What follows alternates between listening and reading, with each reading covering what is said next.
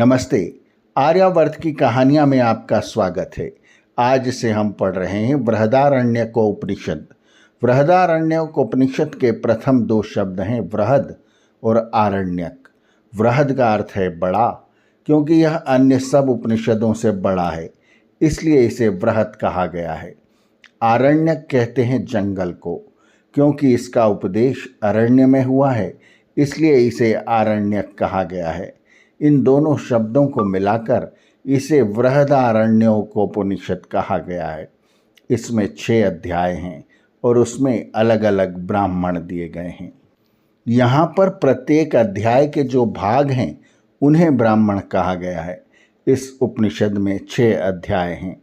प्रथम अध्याय अश्वमेघ यज्ञ का आध्यात्मिक रूप। उपनिषदों का काल कर्मकांड के प्रति विद्रोह का काल था।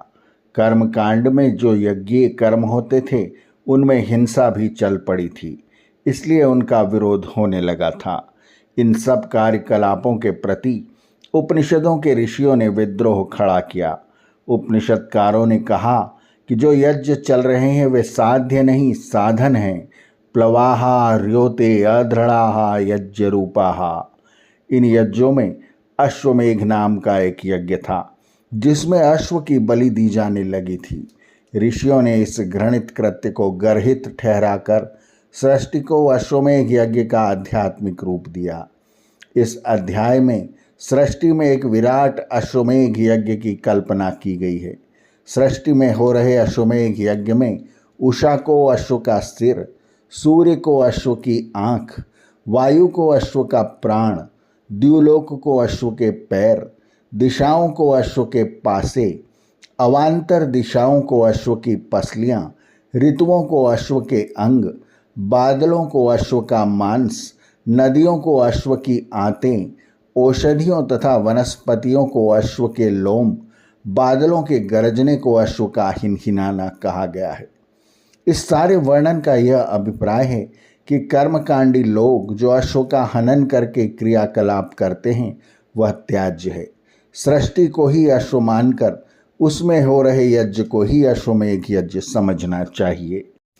उपनिषद काल में यज्ञ को कर्मकांड के रूप में इतना अधिक महत्व दिया जाने लगा था कि लोग यह समझने लगे थे कि सिर्फ यज्ञ के कर्मकांड करके ही वे स्वर्गलोक पहुंच सकते हैं या इन्हीं से मुक्ति प्राप्त हो सकती है। लेकिन उपनिषद के ऋषियों ने इस बात को गलत ठहराया और कहा कि ब्रह्म को जाने बिना यज्ञ कर्म कितना ही करते रहें वह कोई फल देने वाला नहीं है। यह सब वेदों के अर्थों को न समझने की वजह से हुआ। इसी से बौद्धिज्म का भी जन्म हुआ, क्योंकि भगवान बुद्ध ने देखा कि यज्ञ में अश्व जैसे अनेक पशुओं को मार मार कर डाला गया है और उन्होंने इसका विरोध किया। तत्पश्चात बौद्ध धर्म का प्रादुर्भाव हुआ।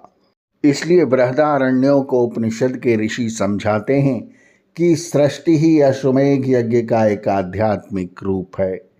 आर्यावर्त की कहानियाँ के अगले अंक में हम इसी उपनिषद को आगे पढ़ेंगे। आर्यावर्त की कहानियाँ चैनल को सब्सक्राइब करें और बेल आइकन के बटन को दबाएं, ताकि हम जब नया वीडियो लेकर आएँ तो उसकी सूचना आपको तुरंत मिल जाए। धन्यवाद। नमस्ते।